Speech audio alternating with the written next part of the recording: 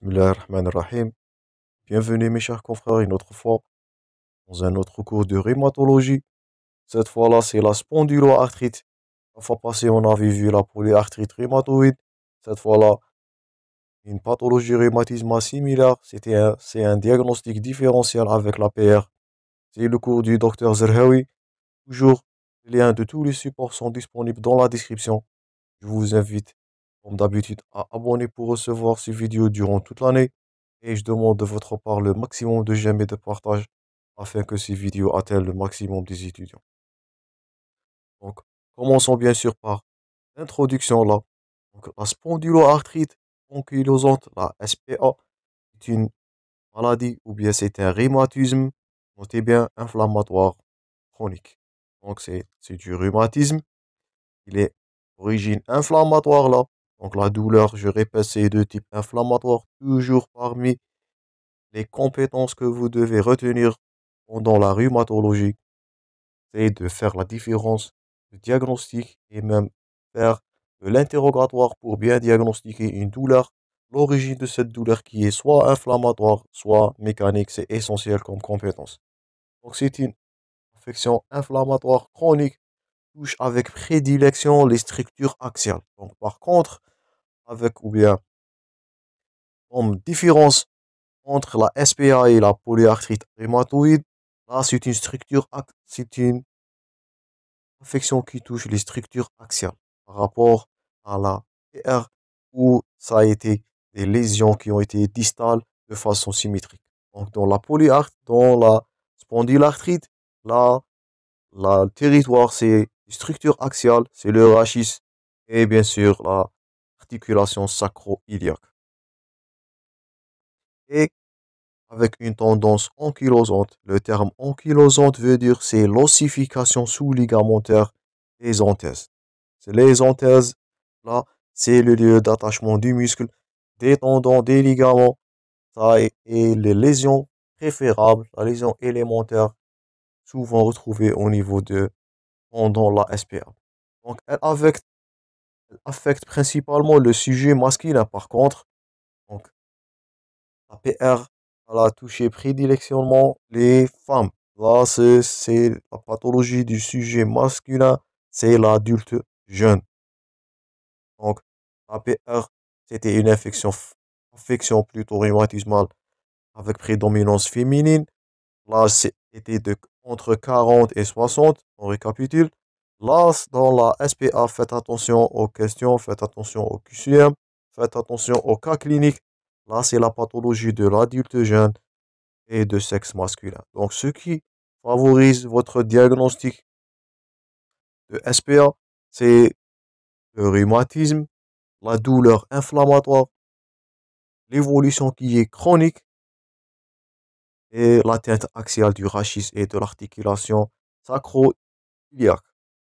Ce diagnostic est renforcé par les ossifications ligamentaires et le terrain. Faites attention, c'est le sexe masculin et c'est l'affection de l'adulte jeune environ l'âge de 30 ans. Donc tout ça, ce sont des critères qui favorisent votre diagnostic vers une SPA. Elle évolue bien sûr par des poussées et on a les manifestations qui sont systémiques. Donc il y a des manifestations articulaires et des manifestations extra-articulaires. Ça nous fait rappel au cours de polyarthrite rhumatoïde. Et on a une implication de l'antigène, c'est le HLA-B27. Notez ça bien, ce sont des questions fréquentes d'examen. Donc tout ce qui est en gras sont des critères à noter durant le QCM, durant les cas cliniques. Donc, un rhumatisme chronique touche la structure axiale. Il a comme lésion préférable les anthèses. C'est une pathologie du sexe masculin, c'est l'adulte jeune à l'âge de 30 ans environ. Et bien sûr, c'est des manifestations articulaires et extra-articulaires. Et on n'oublie pas l'implication de l'antigène HLA-B27 dans le développement de cette pathologie-là. Donc ça, ce sont des points forts à retenir. Donc il ne faut pas banaliser les introductions ou bien les définitions. Ils sont toujours des questions fréquentes, répondues toujours au niveau des examens. J'espère que vous avez noté tous les points forts. Toujours, je vous invite Au fur et à mesure qu'on avance dans les cours, de noter tous les points forts pour mieux comprendre et mieux simuler et bien sûr de traiter, je répète ça toujours, c'est de traiter les modules comme des entités. C'est pas des cours séparés. Là, il existe un enchaînement qu'il faut suivre des cours. Donc, regardez-vous, une spondylarthrite, c'est pas une seule pathologie. D'abord, c'est les spondylarthrites. Donc, le terme spondylarthrite ankylosante, il regroupe plusieurs affections. Il regroupe les arthrites réactionnelles, le rhumatisme psoriasique, tout ça, on va détailler dans la diapo suivante. On a les spondylarthrites indifférenciées, le rhumatisme des entérocolopathies qui est associé à la maladie de RCH et le SAPHO, on va détailler plus tard. Donc, le concept de spondylarthrite ankylosante, anciennement qui a été appelé la spondylarthropathie, il regroupe un ensemble de rhumatismes chroniques inflammatoires. Donc, certaines manifestations cliniques et un terrain génétique qui est commun. Donc ça, c'est le concept du terme spondylarthrite ankylosante. Donc, font partie de la spondylarthrite ankylosante. On a aussi le rhumatisme psoriasique, les arthrites réactionnelles, les arthrites associées aux entérocolopathie inflammatoire, c'est par exemple la RCH et la spondylarthrite ankylosante indifférenciée ou spondyloarthrite. Donc tout ça, ça va rentrer dans le concept du terme spondylarthrite ankylosante. Gardez bien en tête, c'est pas une affection, c'est un ensemble de pathologies, c'est un groupe de maladies rhumatismales, chroniques, je répète, et inflammatoires. C'est RCI. J'espère que vous avez noté ça. Donc les manifestations cliniques des spondylarthrites combinent de façon variable. Donc, les majeures manifestations, c'est, notez ça bien, c'est le syndrome pelvirachidien ou bien le syndrome axial. Donc, c'est une atteinte rachidienne et atteinte sacro-iliite et sacro-iliite. Donc, notez ça bien dans les cas cliniques. Une atteinte syndrome pelvirachidien, ça va balancer le diagnostic fort probablement vers une spondyloarthrite plus qu'une polyarthrite rhumatoïde. Donc, première atteinte, c'est le syndrome pelvien rachidien ou bien le syndrome axial. C'est l'atteinte rachidienne et plus une sacro-iliite. Deuxièmement, le syndrome anthésopathique, ce sont les anthèses qui sont fréquemment touchées ou bien affectées par la SPA. Donc, on a les anthésopathies. On a un syndrome articulaire périphérique, mais c'est une oligoarthrite qui est asymétrique. Notez ça bien. Donc, les atteintes sont de façon asymétrique, surtout du membre inférieur. Et comme syndrome extra-articulaire, donc c'est la même comme la PR, là on a deux manifestations articulaires et extra-articulaires. Comme manifestation extra-articulaire, on a l'iritis, le psoriasis qu'on va détailler prochainement, les banalites, les urétrites, les diarrhées, les entérocolopathies inflammatoires. L'exemple le plus fréquent retrouvé, c'est la maladie du RCH. Donc ça, c'est les manifestations cliniques. Ça, c'est les points forts, le concept d'une spondylarthrite qui regroupe plusieurs maladies. Et les manifestations cliniques sont surtout syndrome, je répète, syndrome pelvirachidien et axial, syndrome anthésopathique, ça vous devez noter. Tout ça sont des points forts qui sont fréquemment répondus au niveau des examens. Un syndrome anthésopathique, c'est les anthèses qui sont atteintes. Et un syndrome articulaire périphérique, faites attention, il est asymétrique, c'est une oligoarthrite symétrique, surtout du membre inférieur, notez ça bien. Et les syndromes extra-articulaires qui sont multiples, qu'on va les détailler au fur et à mesure qu'on avance dans le cours. Donc, ça, c'était une introduction avec les points forts et le concept plutôt d'une spondylarthrite ankylosante. Une nouvelle terminologie a été proposée, qui permettent de décrire au mieux le phénotype clinique d'un patient atteint de spondylarthrite. Donc, les manifestations cliniques ont été multiples et pour cela, on a déjà développé ces terminologies. On a trois variantes. On a la spondylarthrite axiale, la SPA axiale. On a la spondyloarthrite périphérique articulaire, c'est la SPA périphérique. Et on a les spondylarthrites périphériques antézytiques, ou bien ce sont les atteintes des anthèses. Donc, trois territoires. Atteinte axiale, atteinte périphérique et les atteintes des anthèses. Ça, ce sont les lésions élémentaires au niveau d'une spondylarthrite ankylosante en train de développer. Premièrement, comme atteinte axiale, la SPA axiale. Donc, la radiographie, on va noter, tout ça, on va aborder dans les examens paracliniques, une sacro-iliite radiographique. Donc ça, c'est une spondylarthrite ankylosante qui est radiographique. On utilise le terme radiographique. Et si on note pas cette sacroiliite à la radiographie, on associe le terme SPA axial non radiographique.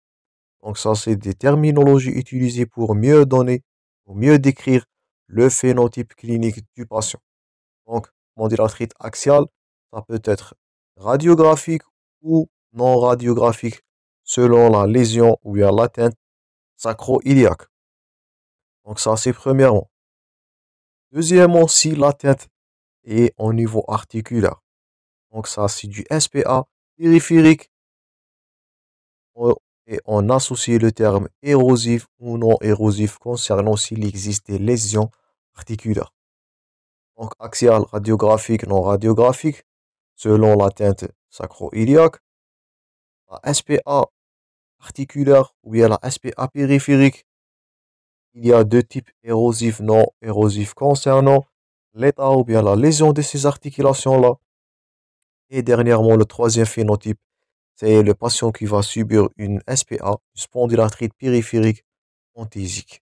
Donc, c'est la SPA antésitique là, c'est les lésions des anthèses, c'est le lieu d'attachement du muscle, des tendons et des ligaments. Donc, cette terminologie-là nous permet mieux de préciser quel type ou bien de quel phénotype le patient a subi de spondylarthrite.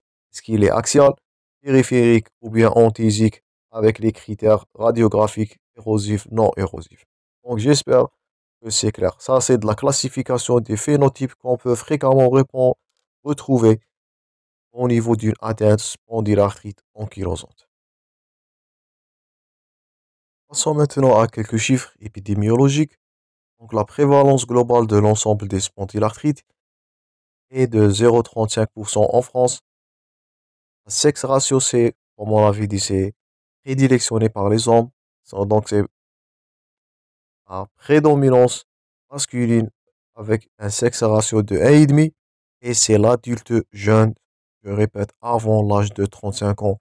Là, c'est la pathologie du sujet jeune de sexe masculin. Notez ça bien concernant la SPA.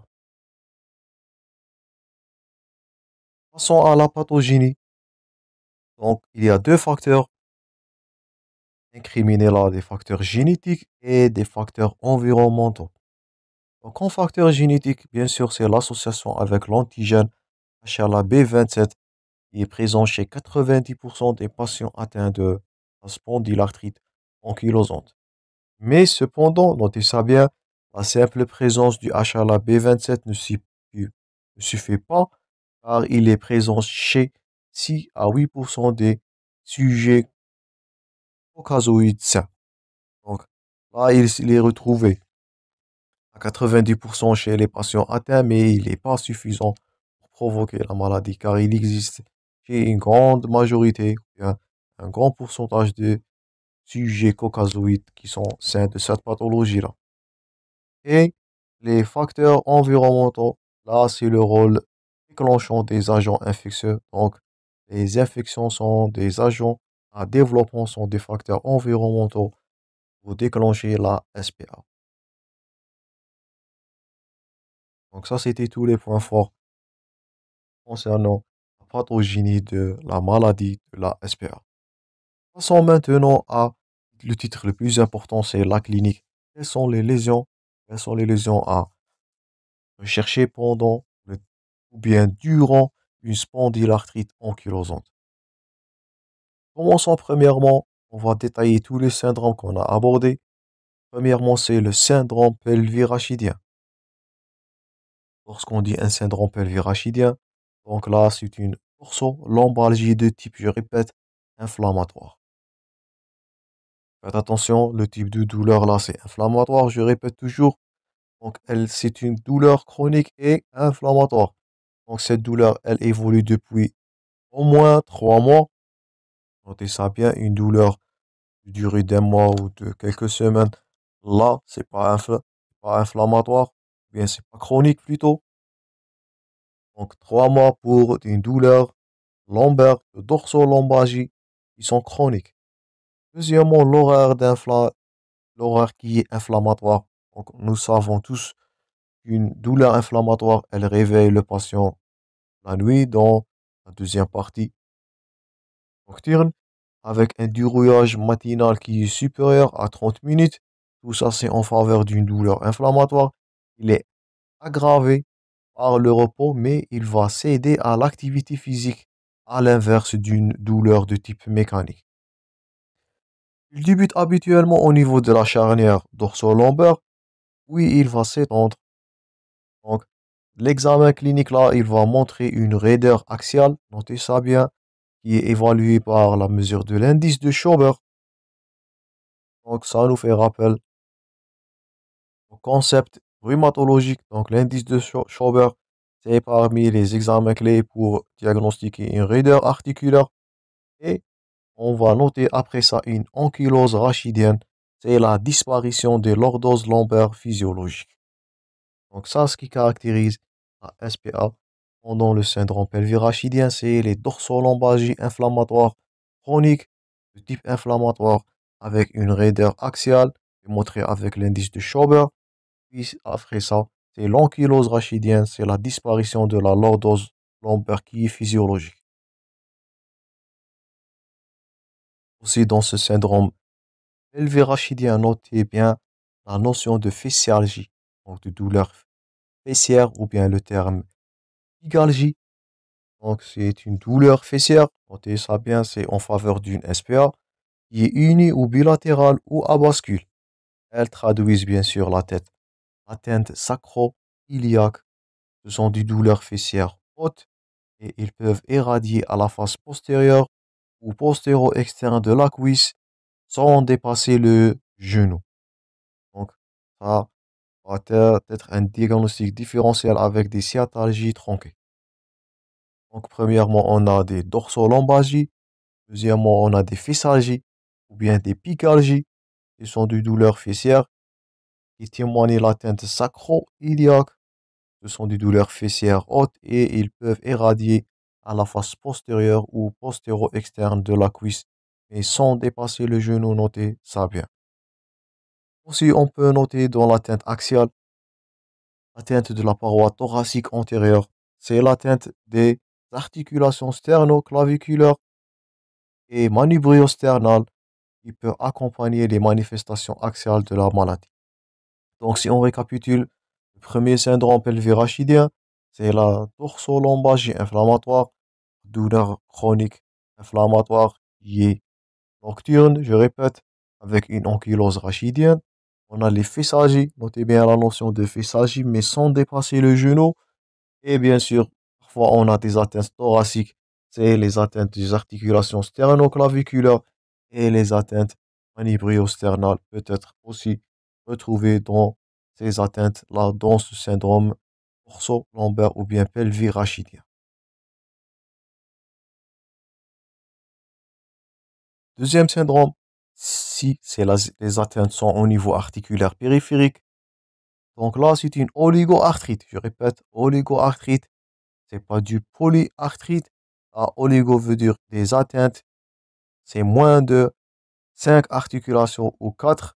Généralement, ce sont 3 ou 4 lésions des membres inférieurs qui touchent les grosses articulations. C'est le genou, c'est la cheville, avec des atteintes de la hanche qui est fréquente et redoutable. Donc faites attention au syndrome articulaire périphérique. C'est une oligoarthrite des membres inférieurs. Elle est de façon asymétrique, notez ça bien. C'est surtout les grosses articulations du genou, de la cheville et l'atteinte redoutable de la hanche qui est très fréquemment répandue. On a des arthrites des interphalangiennes distales. Elle est retrouvée dans le rhumatisme psoriasique. On va le détailler dans les formes typiques des inflammations ou bien des SPA. Et on a la dactylite ou bien l'aspect de orteil qui est en saucisse. Il est retrouvé dans les atteintes inflammatoires d'un ensemble de doigts ou d'un orteil. Donc ça, c'est le syndrome articulaire périphérique et vous notez qu'il touche de façon générale les membres inférieurs de façon asymétrique. Notez ça bien. Ça, c'est du diagnostic différentiel avec la paire. Aussi les arthrites distales dans le rhumatisme psoriasique. Et n'oubliez pas l'aspect du doigt en saucisse qui est souvent retrouvé dans le syndrome articulaire périphérique. Donc notez tous ces points forts-là. Ça peut être des questions, ça peut être des mots-clés durant les cas cliniques des examens. Dernière atteinte, c'est l'atteinte anthésopathique périphérique. C'est l'anthésite, c'est l'atteinte des anthèses. Donc toutes, je répète, toutes les anthèses peuvent être atteintes. Notez ça bien. Donc, n'importe quelle anthèse, n'importe quelle insertion musculaire, tendineuse ou ligamentaire peuvent être le siège de cette anthésite ou bien cette anthésopathie périphérique. Mais elle siège bien sûr le plus souvent au niveau du membre et membres inférieurs. L'atteinte la plus fréquente là, la plus caractéristique, c'est, notez ce terme-là, c'est des questions très fréquentes des examens, c'est la thalalgie. Donc au niveau du thalys, là, c'est l'aponévrosite plantaire inférieure et l'antésopathie du tendon achillien. Donc, notez bien la notion de thalalgie au niveau du thalys. Là, c'est une aponévrosite plantaire inférieure avec une antésopathie du tendon achillien. Autre atteinte là, ce sont les tuberosités tibiales antérieures, le grand trochanter et parfois l'ischio, mais faites attention, je répète, notez bien, la notion de thalalgie, elle est souvent répandue comme une atteinte antésopathique au niveau du SPA, au niveau du spondylarthrite ankylosante. Mais, mais tous les anthèses peuvent être atteints, faites attention. C'est pas uniquement des thalalgies ou bien des tuberosités tibiales, tous les anthèses peuvent être atteints, surtout c'est le membre inférieur. Et bien sûr, la fameuse thalalgie là, qui est fréquemment répandue, elle va témoigner d'une aponévrosite plantaire inférieure, une inflammation du tendon achillien, ça, est en faveur d'une SPA dans la forme anthésopathique périphérique. Donc ça, c'est les trois syndromes qu'on peut retrouver au niveau de la SPA. C'est le syndrome pelvirachidien. Donc, ce sont les dorsolombalgies, on récapitule. C'est les douleurs fessières, les atteintes de la paroi thoracique antérieure. Ça, c'est comme premier syndrome, le syndrome pelvirachidien.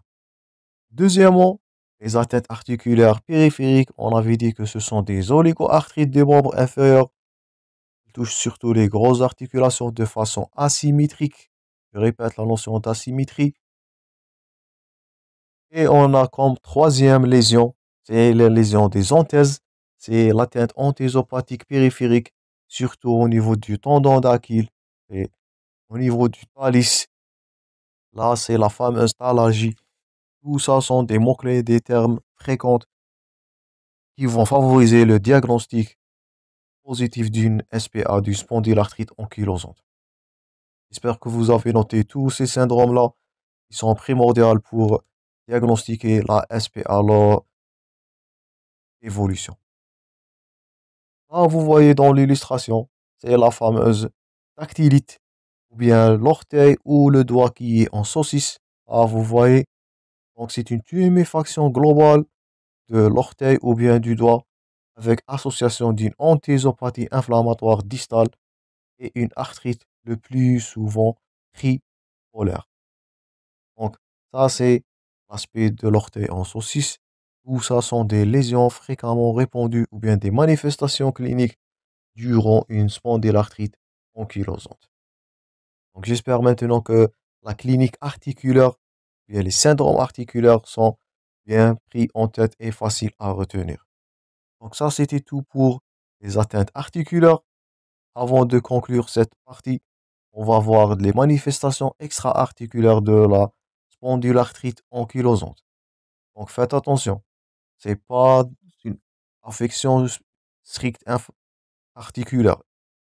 Comme l'APR, il existe des manifestations extra-articulaires qui sont atteinte oculaire. Là, c'est l'uvite aiguë antérieure. Notez ça bien, ce sont des questions très fréquentes d'examen. C'est une uvite aiguë antérieure. Elle est non granulomateuse dans la plupart des cas. Faites attention, c'est l'uvite aiguë antérieure. Faites attention, elle est non granulomateuse dans la plupart des cas. Donc ça, premièrement, comme atteinte extra-articulaire, c'est les atteintes oculaires. On a ça, c'est similaire avec l'APR, les atteintes cardiaques. Donc ça, c'est grave, c'est pour cela on recherche toujours le FAN comme examen biologique. Tout ça, on va aborder dans la partie paraclinique, la prochaine partie. Restez abonnés pour recevoir les prochaines vidéos. Donc c'est une valvulopathie, c'est de l'insuffisance aortique dans 75% des cas qui est tardif. Donc atteinte oculaire, c'est l'uvite aiguë antérieure. Atteinte cardiaque, c'est les valvulopathies et l'insuffisance aortique, malheureusement, avec un trouble de rythme et de conduction. Ce sont les blocs auriculo-ventriculaires. Donc, tout ça sont des manifestations extra-articulaires, ce qui rend, surtout les atteintes cardiaques, ce qui rend la SPA une pathologie à ne pas banaliser et le traitement doit être instauré le plus précocement possible.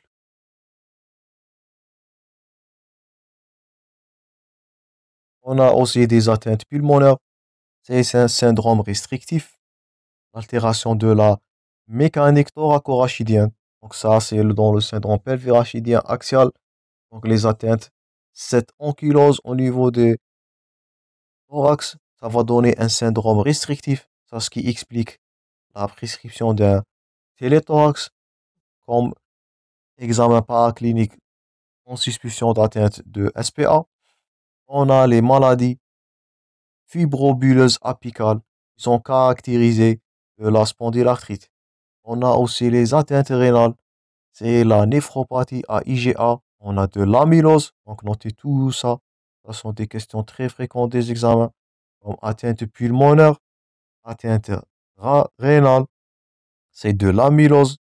Notez bien l'amylose, c'est souvent répondu comme question d'examen. La néphropathie à IgA. Et on a les atteintes neurologiques, c'est par compression médulaire. Malheureusement, c'est la fracture C1, C2, l'atlo-axoïdien, atteinte atlo-axoïdien, et on peut même noter un syndrome de queue de cheval dans la SPA. Donc, vous voyez que les manifestations extra-articulaires sont multiples, présents et présents avec puissance. Et les atteintes oculaires, on récapitule. Les atteintes oculaires, les vites antérieures aiguës. On a les atteintes cardiaques, c'est les valvulopathies et l'insuffisance aortique à 75% des cas. On a des troubles du rythme, troubles de conduction, c'est le BAV, bloc auriculo-ventriculaire. Tout ça, on va aborder dans le module de cardiologie. Donc, restez abonnés pour recevoir tous les vidéos durant toute l'année. On a des atteintes pulmonaires, c'est du syndrome restrictif. Ça, on va détailler dans la pneumologie, les maladies fibrobuleuses apicales. On a aussi des atteintes rénales. Notez bien l'amylose et la néphropathie à IgA. Et comme atteinte aussi, on a des atteintes neurologiques, c'est par compression médulaire. Par exemple, une fracture au niveau de la jonction axo-atloïdienne. Et on a aussi, on peut noter un syndrome de queue de cheval. Donc tout ça, ce sont des signes d'alarme, des atteintes extra-articulaires qui sont très graves de la spondylarthrite ankylosante. J'espère que c'est clair. Donc, ça, c'était tout pour cette première partie. On a abordé la partie clinique. Dans les prochaines parties, on va aborder de la clinique, l'évolution et le traitement. Donc, je vous invite toujours à abonner pour recevoir les prochaines vidéos. Je demande de votre part le maximum de j'aime et de partage afin que ces vidéos atteignent le maximum des étudiants. Je vous remercie pour votre attention et je vous rencontrerai prochainement, Inch'Allah.